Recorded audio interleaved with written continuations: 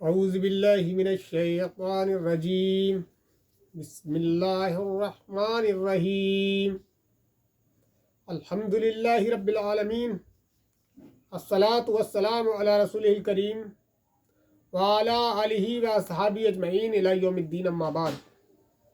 اعوذ باللہ من الشیطان الرجیم بسم اللہ الرحمن الرحیم قل هو اللہ احد اللہ الصمد لم یلد ولم یولد ولم یکن لہ کفوا احد صدق اللہ العظیم رب اشرح لی صدری ویسر لی امری واحلل عقدۃ من لسانی یفقہوا قولی۔ خواتین و حضرات، السلام علیکم ورحمۃ اللہ وبرکاتہ۔ مجھے ابھی آپ کے سامنے جس ٹاپک پہ بھی گفتگو کرنا ہے وہ ٹاپک ہے کہ شوہر کے حقوق بیوی پر۔ اس تعلق سے بہت سی احادیث نبی اکرم صلی اللہ علیہ وسلم کی ہمیں ملتی ہیں کہ شوہر کے کیا حقوق ہیں بیوی پر، اور سیرت مبارکہ سے بہت سے واقعات ایسے ہی ملتے ہیں کہ ان کو پڑھ کر یہ اندازہ ہوتا ہے کہ اللہ تعالیٰ نے کیا امپورٹینس ایک شوہر کے لیے رکھی ہے، ایک بیوی کو کس طرح اپنے شوہر کے ساتھ پیش آنا چاہیے۔ تو میں ابھی چند حدیثوں کے حوالے کے ساتھ آپ سے ایک مختصر گفتگو کرنے کی کوشش کروں گا۔ ایک حدیث ہے جس میں نبی کریم صلی اللہ علیہ وسلم نے فرمایا، دو آدمی ایسے ہیں جن کی نماز ان کے سر سے اوپر نہیں جاتی۔ وہ دو آدمی کون ہیں جن کے بارے میں نبی صلی اللہ علیہ وسلم نے یہ فرمایا؟ وہ دو آدمی وہ ہیں، ایک وہ غلام جو اپنے آقا سے فرار اختیار کر لے یہاں تک کہ وہ واپس آ جائے۔ اگر وہ واپس آ جاتا ہے تو پھر اس کی نماز قابل قبول ہوگی، نہیں تو اس کی کوئی نماز اس کے سر سے اوپر سے نہیں جاتی۔ اور ایک وہ عورت جو اپنے شوہر کی نافرمانی کرے یہاں تک کہ وہ فرما بردار ہو جائے، یعنی کہ اس عورت کی بھی نماز اس کے سر سے اوپر نہیں جاتی، کوئی معنی نہیں رکھتی جب تک کہ وہ فرما برداری اختیار نہ کرے۔ اندازہ لگائیے کہ نبی اکرم صلی اللہ علیہ وسلم نے کیا اہمیت ایک شوہر کی بتائی ہے کہ جب تک وہ عورت اپنے شوہر کی فرما بردار نہ ہو جائے، اس کی بات نہ ماننے والی ہو جائے، اس کی اطاعت کرنے والی نہ ہو جائے، تب تک وہ کوئی بھی عبادت کرے، چاہے نماز پڑھے، چاہے روزہ رکھے، چاہے صدقات و خیرات کرے، اس کے سر سے اوپر سے نہیں جاتے ہیں یہ چیزیں۔ ایک حدیث ہے، نبی صلی اللہ علیہ وسلم فرمایا کہ جو عورت 5 وقت کی نماز پابندی کے ساتھ پڑھے اور اپنے شوہر کی فرما برداری کرے تو وہ جنت کے جس دروازے سے چاہے داخل ہو جائے۔ کتنی اہمیت ہے اس عورت کی جو اپنے شوہر کی فرما بردار ہوتی ہے۔ فرمایا کہ وہ عورت جو 5 وقت کی نماز پابندی سے پڑھے اور اپنے شوہر کی فرما بردار بھی ہو تو وہ جنت کے جس دروازے سے آئے جنت میں داخل ہو جائے۔ یہ بہت آسان کام ہے ایک عورت کے لیے کہ وہ اپنے شوہر کی فرما بردار رہے، نماز کی پابندی کرے۔ اللہ تعالیٰ نے کسی عورت سے، کسی بھی مسلمان عورت سے کوئی جہاد کا مطالبہ نہیں کیا، اس کے لیے یہ نہیں کہا کہ اس اقامت دین کے لیے بھاگ دوڑ کرے۔ ایک مختصر سا مطالبہ ہے کہ وہ اپنے رب کی عبادت کرے، نماز پڑھے، رمضان کے روزے رکھے اور اپنے شوہر کی اطاعت کرے۔ تو میں سمجھتا ہوں کہ یہ کام بہت آسانی سے کیے جا سکتے ہیں۔ اور ایک اور حدیث ہے جس میں نبی صلی اللہ علیہ وسلم نے فرمایا، معاذ بن جبل رضی اللہ عنہ کہتے ہیں کہ نبی صلی اللہ علیہ وسلم نے فرمایا، خدا پر ایمان رکھنے والی عورت کے لیے یہ جائز نہیں ہے کہ وہ اپنے شوہر کے گھر میں کسی ایسے شخص کو گھسنے کی اجازت دے جسے اس کا شوہر پسند نہ کرتا ہو، اور وہ اس حال میں نکلے گھر سے جس حال میں اس کے شوہر کو اس کا نکلنا ناگوار گزرے۔ اور کسی عورت کو اپنے شوہر کے مقابلے میں کسی اور کی مرضی اختیار کرنے کا حق نہیں ہے۔ مطلب یہ ہے کہ کسی بھی ایسے شخص کو کوئی بھی عورت اپنے گھر میں داخل نہ ہونے دے جب تک کہ اس کی شوہر کی اجازت نہ ہو۔ اس کا شوہر اگر اس شخص کے گھر میں آنے کو پسند نہیں کرتا ہے تو اس عورت کو چاہیے کہ ایسے شخص کو گھر میں داخل ہونے کی قطعی اجازت نہ دے۔ اور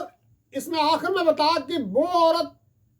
اپنے شوہر کے سوا کسی اور شخص کی مرضی کو اختیار نہ کرے، یعنی کہ اپنی شوہر کی مانے، اس کے خلاف، اپنے شوہر کے خلاف کسی کے زبان سے کوئی برائی کو پسند نہ کرے، اور نہ اس کی بات کو، نہ اس کے مشورے کو پسند کرے اپنے شوہر کے خلاف۔ ایک حدیث ہے، نبی صلی اللہ علیہ وسلم فرمایا جس عورت نے بھی اس حالت میں انتقال فرمایا کہ اس کا شوہر اس سے خوش تھا، اس سے راضی تھا، تو وہ عورت جنت میں داخل ہوگی۔ اللہ کے نبی نے فرمایا کہ وہ عورت جو اپنے شوہر کو خوش کر کر اس دنیا سے رخصت ہوئی، اس کا شوہر اس سے راضی تھا، تو ایسی عورت کے لیے اللہ کے رسول صلی اللہ علیہ وسلم نے بشارت دی کہ وہ جنت میں داخل ہوگی۔ کتنی بڑی بشارت ہے اور کتنا چھوٹا مطالبہ ہے کہ بس اپنے شوہر کی اطاعت و فرما برداری کرنا ہے، اور ایسی فرما برداری کے نتیجے میں اللہ تعالیٰ کا حکم ہے کہ میں اسے جنت میں داخل کر دوں گا۔ تو ہم کو چاہیے کہ ہم اپنے شوہر سے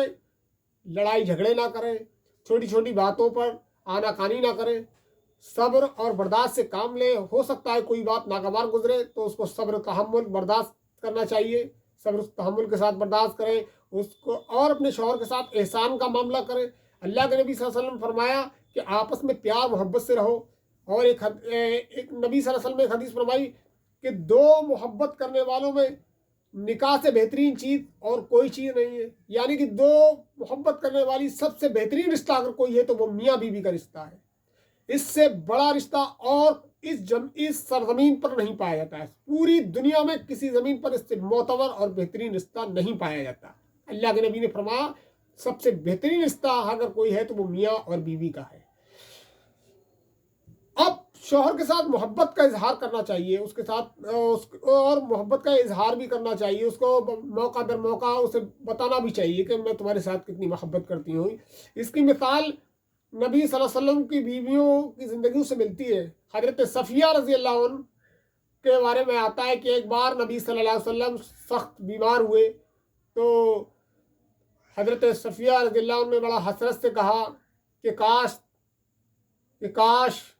کاش میں تمہاری جگہ میں بیمار ہو جاتی۔ تو دوسری بیویوں نے ان کی طرف حیرت سے دیکھا اور ان کے اظہار محبت پر تعجب کرنے لگیں۔ تو نبی اکرم صلی اللہ علیہ وسلم فرمایا اس طرح حیرت سے نہ دیکھو، اس طرح تعجب نہ کرو، وہ دکھاوا نہیں کر رہی ہیں، وہ حقیقت میں محبت کرتی ہیں مجھ سے۔ تو یہ کتنی بڑی مثال ہے ان عورتوں کے لیے جو اپنی بیویوں، اپنے شوہروں سے ناراض رہتی ہیں، ان سے ہر وقت لڑنا جھگڑنا رہتا ہے۔ تو لہذا کہ اپنی بیویوں سے محبت کرو، یہ ام المومنین کی سنت ہے، جو ہماری ماں ہیں انہوں نے، ان کی سنت ہے، وہ محمد صلی اللہ علیہ وسلم سے محبت کیا کرتی تھیں۔ اور حضرت عائشہ صدیقہ رضی اللہ عنہ کے بارے میں آتا ہے کہ وہ نبی صلی اللہ علیہ وسلم کے سر میں تیل لگایا کرتی تھیں، ان کے کپڑے دھویا کرتی تھیں، ان کا سر دابا کرتی تھیں، اور ان کے ساتھ کھیلا کرتی تھیں۔ طرح طرح کی مختلف باتیں سیرت مبارکہ کو جب آپ پڑھیں گے تو آپ کو ملے گا کہ ام المومنین کی کیا خدمات تھی نبی اکرم صلی اللہ علیہ وسلم کے لیے۔ تو نبی صلی اللہ علیہ وسلم کی بیویاں امت کی ماں ہیں اور امت کی عورتوں کے لیے ان میں ایک نمونہ ہے، اور ہم کو ان سے سیکھنا چاہیے، اپنے شوہروں سے محبت کرنا چاہیے۔ اور ایک بہت ہی زیادہ بہترین بات نبی صلی اللہ علیہ وسلم نے فرمائی کہ کسی انسان کے لیے یہ جائز نہیں ہے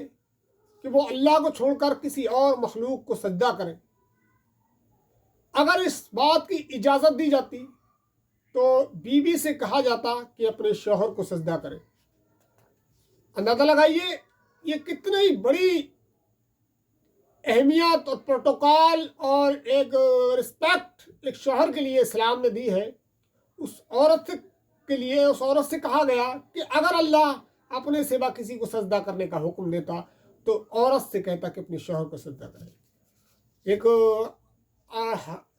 ایک حدیث ملتی ہے، ایک حدیث ملتی ہے جس میں کہا گیا کہ شوہر کا جو مقام اسلام میں ہے، اس میں کہا گیا کہ شوہر کا جسم زخم سے بھر جائے اور عورت اپنی زبان سے چاٹ کر اس کو ٹھیک کر دے، پھر بھی اس کا حق ادا نہیں کر پائے گی۔ تو لہٰذا چاہیے کہ ہم اپنے شوہروں کی عزت کریں، ان کی غیر موجودگی میں ان کی عزت و آبرو کی حفاظت کریں، اور اللہ کو حاضر و ناظر جانتے ہوئے اس دنیا کی زندگی کو گزاریں، ان سے وہاں اپنے شوہروں سے محبت کریں، ان کا احترام کریں، اور ان کی بات کو مانیں اور ان کی اطاعت کریں۔ لیکن ایک بات کا خیال رہے کہ شوہر کے لیے اطاعت بیوی کی اور بیوی کے لیے شوہر کی اطاعت، اس دونوں میں یہ بات ملحوظ رہے کہ یہاں پر حکم معروف میں دیا جا رہا ہے کہ بیوی کی بھی اطاعت کرنا ہے تو وہ معروف میں، اور شوہر کی اطاعت کرنا ہے تو وہ بھی معروف میں، منکر میں نہیں ہے۔ شوہر اگر حکم دے یہ شرک کرو تو اس حکم کو قطعی نہیں ماننا چاہیے، اور نہ اس سے انکار کرنے میں کوئی گناہ نہیں ہے۔ معروف میں اطاعت ہے اور منکر میں کوئی اطاعت نہیں۔ لیکن ایسے معاملات کوئی مسلم شوہر میں نہیں سمجھتا کہ اپنی بیوی کو حکم دے کے غیر اللہ کو سجدہ کرے، غیروں سے مانگے۔ معاذاللہ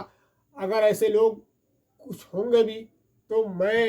ان سے گزارش کرتا ہوں کہ اس طریقے کی حرکات نہ کریں، اللہ تعالیٰ صحیح مانگے اور اللہ تعالیٰ ہی کی، کیونکہ دیکھیے قرآن میں کہا اطاعت کرو اللہ کی، اطاعت کرو رسول کی اور ان کی جو صاحب امر۔